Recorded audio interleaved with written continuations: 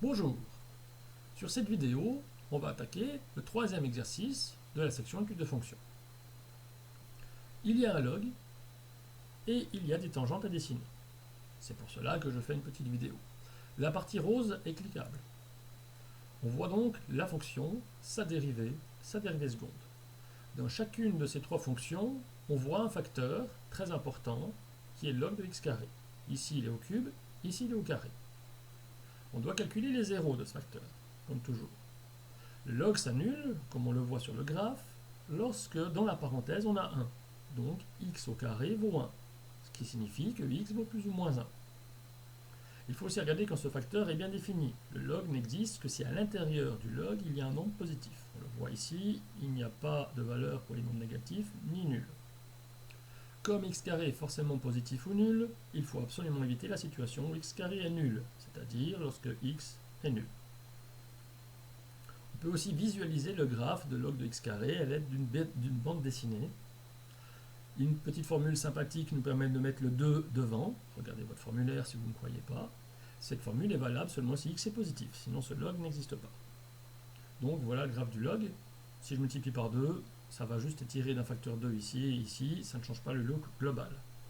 Or, log de x carré est une fonction paire, ça veut dire qu'il y a cette fameuse symétrie d'axe y. Et donc, on arrive à trouver le graphe de log de x carré. Le deuxième facteur à étudier, c'est 4 moins le log au carré. Il faut savoir quand c'est qu'il s'annule. Il s'annule lorsque cette différence est nulle, lorsque donc chaque terme de la différence est égal à l'autre. Le log, c'est la puissance à laquelle on élève la base, e pour ln, pour trouver le nombre qui est à l'intérieur, x carré. La puissance c'est 4. Pour trouver x carré, la base c'est e. La base c'est e, la puissance c'est 4. Base et puissance. Pour trouver x carré. X carré c'est e puissance 4. Donc x c'est plus ou moins la racine carrée de puissance 4. Donc plus ou moins e carré. Ce facteur est défini de la même manière que l'autre. Il suffit que le log existe, on trouve la même réponse qu'avant, c'est même la même image. Pour la bande dessinée, on reprend le log de x carré qu'on établit en dessus. On multiplie par moins 1 pour mettre un moins. L'effet, c'est une symétrie d'axe x. Ensuite, on ajoute 4 pour avoir plus 4 moins log de x carré. C'est-à-dire, on prend ce graphe et on le tire de 4 vers le haut. Les zéros ici sont ceux qu'on vient de calculer.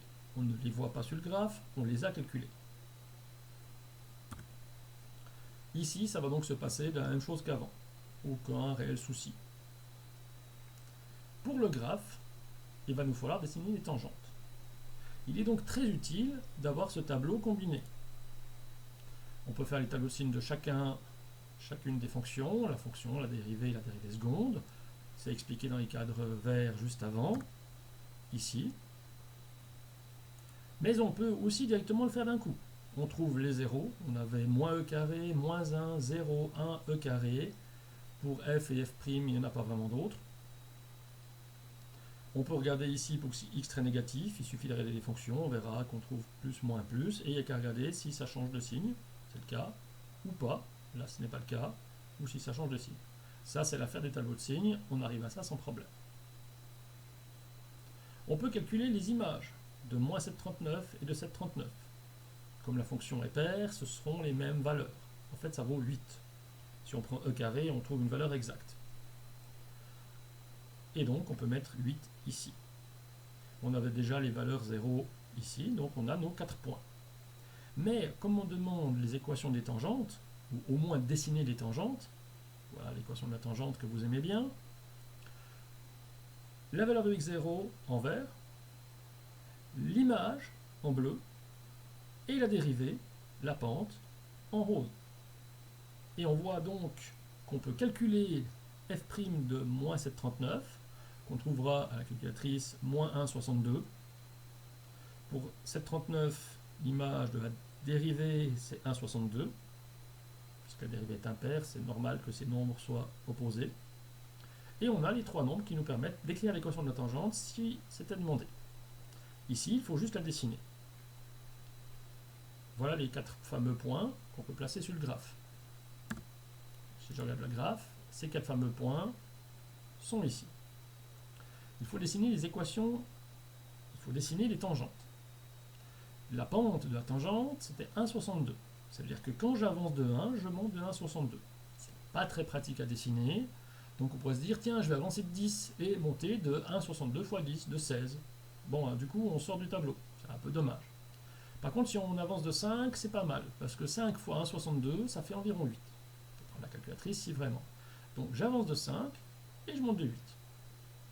Pareil pour l'autre, la pente c'est 1,60 moins 1,62, j'avance de 1, je descends de moins 1,62, ou si j'avance de 5, je descends de 5 fois cette quantité, donc d'environ 8. Une fois que j'ai un point et un autre, je relie, j'ai ma première tangente. Une fois que j'ai un point et l'autre, je relie, j'ai ma deuxième tangente.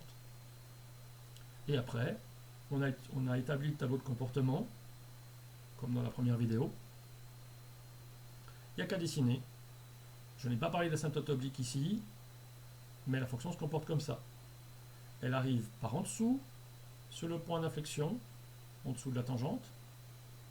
On voit ici, si la tangente était comme ça, on arrive bien par en dessous.